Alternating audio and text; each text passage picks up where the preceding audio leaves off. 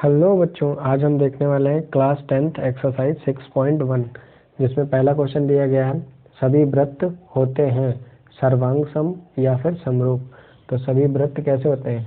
देखो, ये छोटा वृत्त है, ये बड़ा है, तो रूप कैसे इनके समान है। तो सभी वृत्त कैसे होते हैं? समरूप होते हैं, ना कि सर्वांग सम। सर्वांग सम होने के लिए क्या चाहिए? ये 5 सेंटीमीटर है तो ये भी 5 सेंटीमीटर ही होनी चाहिए, लेकिन ये 5 तो है नहीं। ये कितनी है? मतलब 1 मान लेते हैं, तो ये 5 है, ये 1 है, ये 5 है, तो ये क्या है? समरूप है। लेकिन बने कैसे हैं दोनों? ऐसे गोल बने हुए हैं, तो ये समरूप हैं, ना कि सर्वांग सम। ठीक है। अगला क्या दिया हुआ है? सभी वर्ग। अब वही सेम चीज है, सभी वर्ग कैसे होते हैं? ये भी भैया वर्ग है, एक बड़ा वर्ग बना लेते हैं। ये भी वर्ग है। वर्ग क्या होते हैं? जिनकी सारी साइडें क्या होती हैं? सेम होती हैं, बराबर होती हैं। सारी साइडें बराबर होती हैं, वही वर्ग होता है। अब देखो, इसकी आपस में सारी साइडें बराबर हैं, इसकी अपने में सारी साइडें बराबर हैं।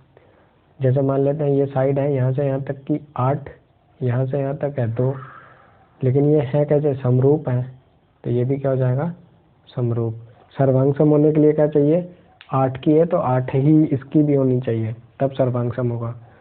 अभी कैसा है? समरूप त्रिभुज है, समरूप वर्ग है ये। अब अगला दिया है सभी लिंदा ब्लैंक त्रिभुज समरूप होते हैं समद्विबाहु या फिर समबाहु।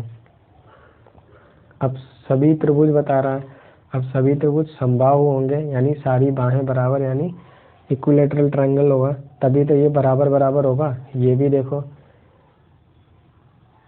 समबाहु त्रिभुज है, मतलब इसकी ये सारी भुजाएं बराबर हैं, इसकी भी भुजाएं बराबर हैं, तो ये क्या होंगे? समबाहु त्रिभुज होंगे। समद्विबाहु मतलब जिसकी 2 भुजाएं बराबर हैं, तो वो तो बराबर हो नहीं पाएगा। समरूप होने के लिए क्या चाहिए अपने को? दोनों सारे समरूप, सारे जो त्रिभुज हैं वो कैसे होने चाहिए? समबाहु होने चाहिए। अगला क्या है? भुजाओं की समान संख्या वाले 2 बहुभुज समरूप होते हैं यदि उनके संगत कोण बराबर है, संगत कोण बराबर हो तथा उनकी संगत भुजाएं समानुपाती। अब संगत कोण कैसे होने चाहिए? जैसे ये मान लो एक बहुभुज है कोई समान भुजाओं वाला, इसकी भी भुजाएं 3 है, इसकी भी भुजाएं 3 है। ये बोल रहा है समान संख्या वाले 2 बहुभुज समरूप होते हैं यदि उनके संगत कोण कैसे होते हैं? बराबर हो। ये 60 डिग्री का है तो ये भी 60 डिग्री का ही होगा। अब ये भुजाएं अलग अलग भी हो सकती हैं, ये 2 सेंटीमीटर की भुजा हो सकती है, ये 4 की हो सकती है, लेकिन कोण जब इनके निकालोगे, एंगल जब निकालोगे, तब 60 डिग्री ही आएगा ये। ठीक है, तो एंगल कैसे होंगे? बराबर, और जो इनकी भुजाएं हैं वो क्या होनी चाहिए? समानुपाती होनी चाहिए।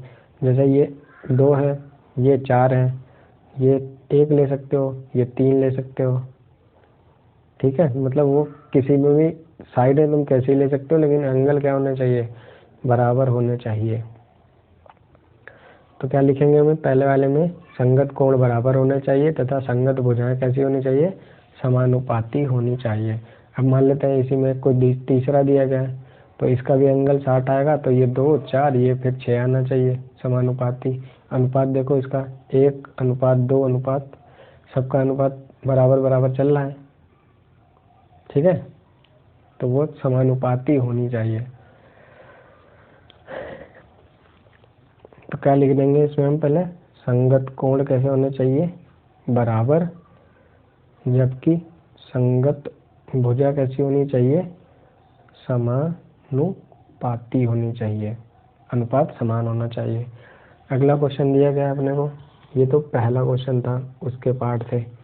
अब अगला क्वेश्चन देखते हैं। दूसरे क्वेश्चन में दिया गया है निम्नलिखित युग्म में 2 भिन्न भिन्न उदाहरण दीजिए समरूप आकृतियां। समरूप के लिए अभी बताया हमने, 2 त्रिभुज ले लेते हैं, इसकी भुजा कितनी है? 1 सेंटीमीटर की है, इसकी भुजा मान लेते हैं कि 3 सेंटीमीटर हो गया, तो 3 सेंटीमीटर है। ठीक है, तो ये क्या हो जाएंगे? समरूप होंगे, लेकिन सर्वांग सम नहीं होंगे। ठीक है, ये कैसे हैं? समरूप त्रिभुज होंगे। अगला एंगल कैसे होंगे, एंगल 60 डिग्री का ही रहेगा, क्योंकि इक्विलैटरल ट्रायंगल है तो सारी साइडें बराबर हैं, तो संगत कोण भी क्या होंगे, बराबर। ये भी अगर संगत कोण अभी बताए तो बराबर होते हैं, पिछले वाले में भुजाएं समानुपाती हो सकती हैं। अगला उदाहरण देना है, ऐसी आकृतियां जो समरूप नहीं है। दूसरे का उदाहरण देना अपने को जो समरूप आकृतियां नहीं है। देख ले, देखो एक है ए बी सी डी, ये भी क्या है, चतुर्भुज है। चतुर्भुज तो बोलेंगे इसको। एक ये चतुर्भुज है पी क्यू आर एस, इसमें सारी भुजाएं बराबर है, जबकि इसमें सारी भुजाएं बराबर नहीं है, तो ये क्या हो जाएगा, एक उदाहरण हो जाएगा समरूप नहीं है। समरूप नहीं है का उदाहरण ये हो जाएंगे। ठीक है, अगला क्वेश्चन देखते हैं।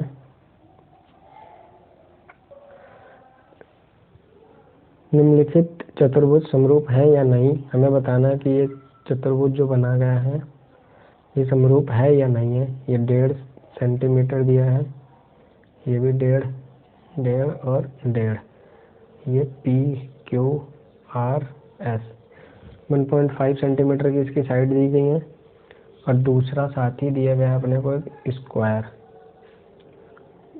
ये 3 सेंटीमीटर 3 सेंटीमीटर 3 सेंटीमीटर 3 सेंटीमीटर की इसकी साइड दी गई है, ए बी सी और डी। तो ये आकृतियाँ समरूप हैं या नहीं ये बताना है। तो देखिए पी क्यू आर एस और ए बी सी डी समरूप नहीं होंगे। समरूप होने के लिए क्या चाहिए अपने को,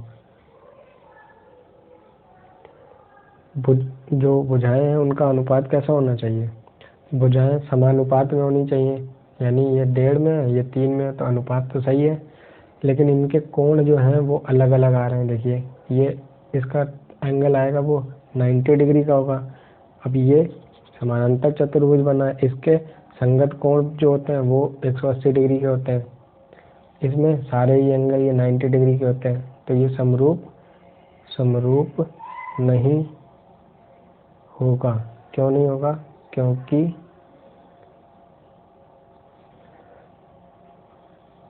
इनके कोण क्या हो जाएंगे, जो भी इनका एंगल आ रहा है समान नहीं है, इस वजह से ये क्या हो जाएंगे, समरूप नहीं होंगे। ठीक है, अभी इनके दोनों जो भुजाएं हैं वो तो कैसे हैं, समानुपात में हैं, लेकिन कोण जो है वो समान नहीं है, इस वजह से हमने ये समरूप नहीं किया।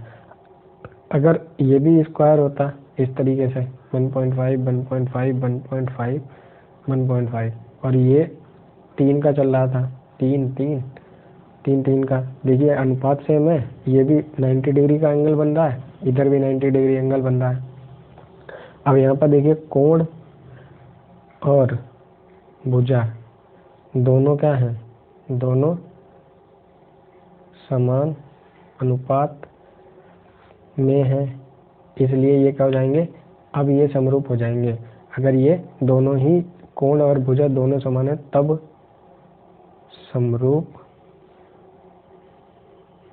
समरूप चतुर्भुज होंगे। अगर ये अनुपात सेम नहीं है तो ये नहीं होंगे। यहाँ पर देखिए अब ये समानांतर चतुर्भुज बना है, यहाँ पे क्या है, ये वर्ग बनना है, इसमें सारे कोण 90 डिग्री के होते हैं, इसमें संगत कोण यानी ये इसका सम कितना होता है, 180 डिग्री का होता है, इस वजह से ये नहीं होगा। ठीक है, इसी के साथ अपनी एक्सरसाइज 6.1 भी कंप्लीट होती है। 6.2 अगले लेक्चर में देखते हैं।